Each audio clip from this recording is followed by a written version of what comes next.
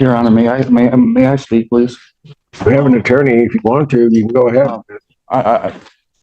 Your Honor, I was not aware that I wasn't allowed to contact my fiance. Really? No, I didn't. When the video during the court in the inside of the jail cell has been glitching.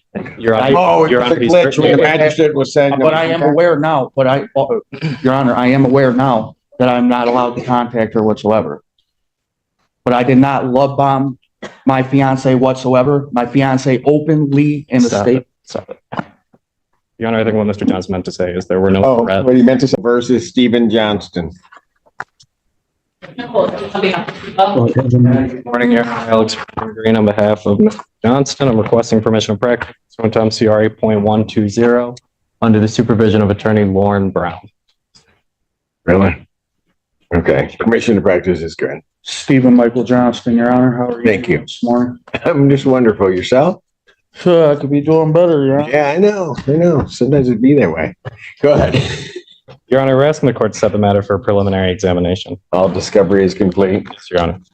People have the witnesses available on the 16th.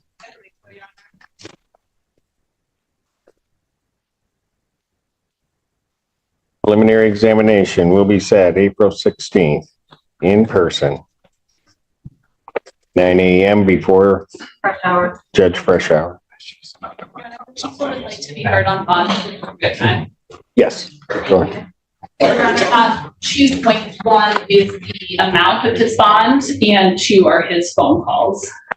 First, at the time that I charged this case, I requested a $50,000 cash surety bond. The magistrate set his bond in the amount of $40,000, 10%. I'm requesting 40,000. 40,000, 10%. Okay. I don't know. Yeah. But I'm requesting the $50,000 again. The defendant is charged with strangulation and domestic violence. There may be an additional charge of possession of meth coming as well. The suspected meth that the defendant had in his backpack upon arrest is currently at the lab. If we get those test results that come back meth, we'll be charging that also. But in this case, the defendant used one hand, put his hand around the victim's neck and strangled her. He then put his other hand into her face, covering her mouth and her nose.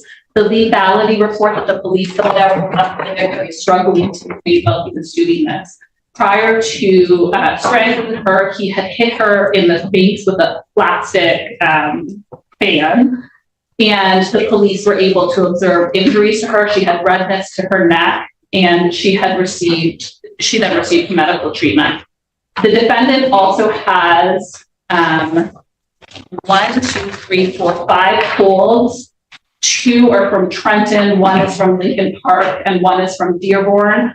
Those 4 are all traffic offenses. However, he does have a Dearborn Heights domestic violence hold with a $500 bond on that. I don't know the circumstances of that domestic violence case, but I'll be reaching out to them to get a copy of that report. So first, I'm requesting that the bond be increased to $50,000. Yesterday, I received notice from an intern that works in our office who had the opportunity to review all of Mr. Johnson's jail calls. And the intern sent me a memo about 8 of the defendant's jail calls. I immediately reached out to Mr. Warren Green. I downloaded the 8 jail calls and sent them to Mr. Warren Green. And I had the the Sheriff's Office Record Department yesterday send Mr. Warren Green all of the defendant's jail calls. So they've had access to them for almost as long as I have.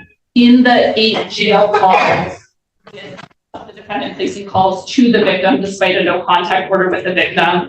They are discussing this case in detail. They've discussed the victim changing her story. The victim is going to take responsibility, that she's going to say that she remembers things differently. The defendant directs her to call the prosecutor's office and, I quote, be on their ass a little bit, make them drop the charges, tell them that you want this dropped. If Ms. Barroso was here, she would say that he then engages in love bombing, telling her how much he loves her, that he wants to marry her, that he wants to put a ring on his finger, that he just wants to get out of jail, tell the prosecutors to drop the charges. My office has been in contact with the victim to continue to offer her support. The officer in charge from Ann Arbor yesterday was also in contact with her to offer her support as well to allow us to move forward with these charges. My office is looking into whether or not we will be filing a forfeiture for wrongdoing against this defendant should this victim ultimately decide to tell us a different story. However, based on the supports we're providing her, I'm hoping that is not the case. And we're also looking into witness intimidation against the defendant. So A, please increase this bond to 50,000 as I initially requested, and B, will revoke his jail call privileges as well. Thank you. Response. Thank you, Your Honor. As Ms. Hughes said, she did send those phone calls over to me yesterday. I had an opportunity to listen to those. I had an opportunity to speak to my client. Mr. Johnston understands that any contact with a complaining witness is a violation of his no contact order.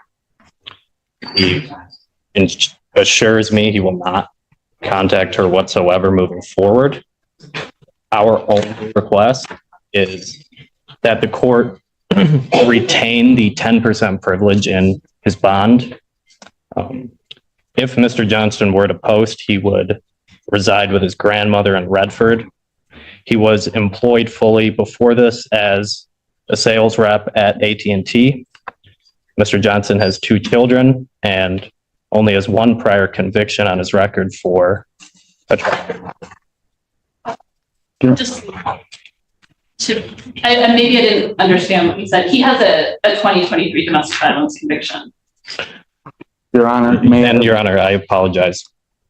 If that's true, all I can see in his Michigan criminal history is 1 prior conviction for the traffic matter.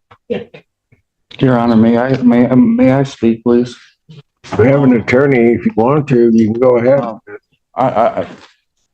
Your Honor, I was not aware that I wasn't allowed to contact my fiance. Really? No, I didn't. When the video during the court in the inside of the jail cell has been glitching. And Your Honor, Oh, Your it's a Honor, he's glitch when the magistrate was saying. But I am aware now, Your Honor, I am aware now that I'm not allowed to contact her whatsoever. But I did not love bomb my fiance whatsoever. My fiance openly in the state. Stop it. Your Honor, I think what Mr. Johnson meant to say is there were no threats. What he meant to say what? He was absolutely not threatening any witnesses in the case. No, I wasn't. Not Was he whatsoever. telling her to change her story? No, I was not. She openly, you can listen to the Oh, call. you don't want me to do that. Oh, but I'm telling you, the very first phone call with her, she openly admitted to it. I didn't coerce her. Your Honor, we're asking to proceed to preliminary exam. Yes, Miss. There's more? No, Go ahead. No, just to be completely candid with the court, I said it as a conviction. I'm sorry. In 2020, he was bound over in Wayne County on the domestic violence and child abuse charges. I said it was a conviction. It just says bound over in the judicial segment. I apologize. I need to be clear. I don't know what the ultimate outcome of that case was. Your Honor, my understanding is that case is set for trial in May. So he was out on bond in felony child abuse charges. And When this occurred. yes, thank you. Anything else? Nothing from the defense, Your Honor. I would find that I'm not sure where the 40 comes from, but whatever. I find that the 10% is an abuse of discretion given all of the circumstances. The defendant's the 10% privilege. I will not raise it to 50, but it'd be $40,000 cash surety will be his bond. Further, it was clear, and it was less than 10 days, well, less than a week. This defendant was arraigned, and all of this has occurred, and the phone calls have been listened to, and he shouldn't have been in any contact whatsoever with her. Just plain and simple, shouldn't have been any contact regardless of the contact. Defendant's phone privileges are hereby revoked in their entirety. Thank you. Thank you, Your Honor. Thank you, Your Honor. And there it is. The judge draws a very clear line. The prosecution asked for a $50,000 bond, but the court chose a different route, keeping the amount at $40,000 while removing the 10% option, making it a cash bond and completely revoking the defendant's jail phone privileges. The key takeaway is simple. Release is a free pass. When a court imposes a no-contact order, violating that condition can dramatically change the defendant's situation before the case ever reaches trial.